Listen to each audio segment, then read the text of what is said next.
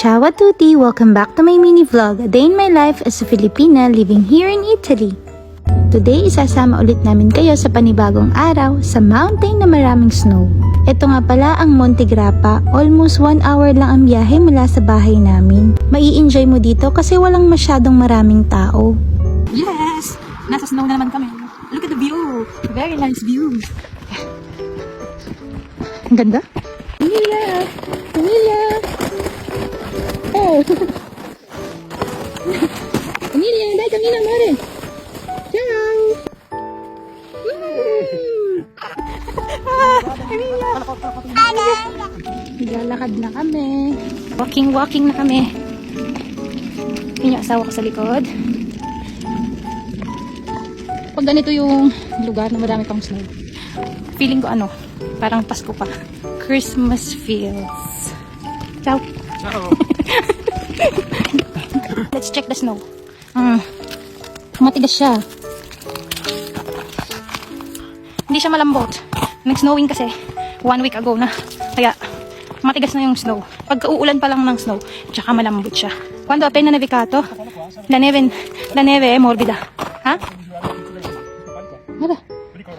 Si, yung palo to measure the snow. 0.5 meter, 1 meter, 1 meter, 0.5, 2 meter.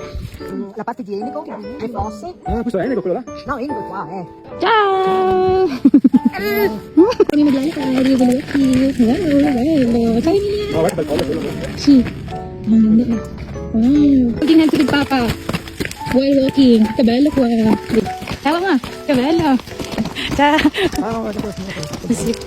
Kabelo. Guarda. Salve. Hello. Ay, kapambini. Super ganda nasa puno siya. Parang mga bula-bula. Ang ganda. Maganda talaga pag nag-snow. Kasi nga, puti lahat, ganun. Pero ang hirap pag nag-snow. Kasi yung daan, madulas. Tapos yung snow, pag mataas, kailangan papalahin nyo, ganun. Ang hirap, maglalagay kayo ng asin sa daan. Tsaka nakakapagod. Localita Fenestron, Comune di Valbrenta, Monte Grappa. Che bello questo chiesa. Kanya kailangan niyang palahin para doon sa entrance, o di ba? Napakamatrabaho pero maganda kasi dati. Tapos dito sa daan lang din palahin. Adesso parliamo. Veloce.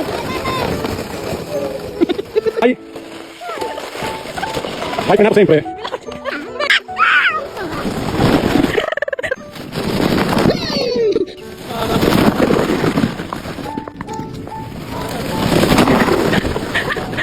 Sobrang ganda talaga ng sunset, nakaka-inlove.